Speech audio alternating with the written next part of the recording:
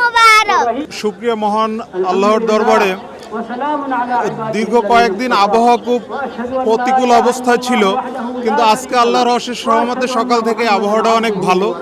এই জন্য আমি আমার সন্তানকে জাতীয় ঈদগায় নিয়ে এসে ঈদের নামাজ আদায় করতে পেরেছি, এই জন্য আল্লাহর কাছে লাখো কোটি শুকরিয়া। এখানে নামাজ পড়তে এসে আমার ভীষণ ভীষণ ভালো লাগছে।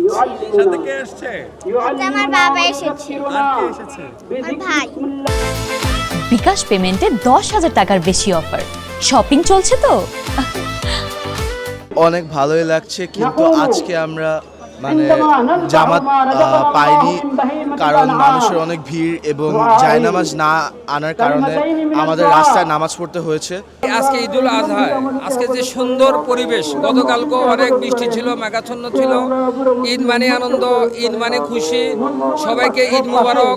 আর আজকের যে এখানে অনুষ্ঠান অনেক সুশৃঙ্খলভাবে হয়েছে, নিরাপত্তা চাদরে ঢাকা ছিল।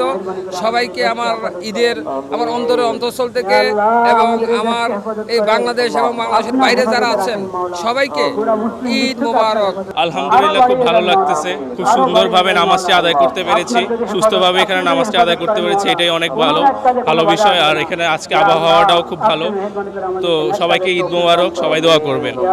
আলহামদুলিল্লাহ, অনেক ভালো আছে।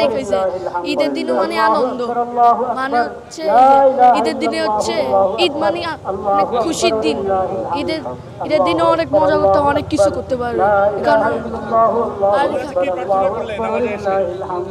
দেশের মঙ্গলের জন্য এবং মা বাবাদের সাথে ঘুরতে যাওয়ানো, এইসব এটার মঙ্গলের জন্য। পুরো দেশবাসীর জন্য দোয়া, যারা কোরবানি করতেছে, আমরা যারা কোরবানি করতেছি আর কি, তারা তাদের সবার কোরবানির জন্য আল্লাহ তাআলা কবুল করেন। আল্লাহর কাছে লাখ লাখ শুকর আদায় করি যে আল্লাহ তাআলা আমাকে সুস্থভাবে এই ঈদগায় নামাজ পড়তে আসছে। প্রতি বছর নামাজ পড়ি, আল্লাহর কাছে দোয়া করি যে আল্লাহ তাআলা তুমি এই বাংলাদেশে উন্নতি দিও, বাংলাদেশের মধ্যে কোনো দ্বন্দ্ব না থাকে, প্রতিটা মানুষের নিজের স্বার্থে না দেখে দেশের স্বার্থে দেখে, প্রতিটা মুসলমানকে আল্লাহ তাআলা হেফাজত রাখে।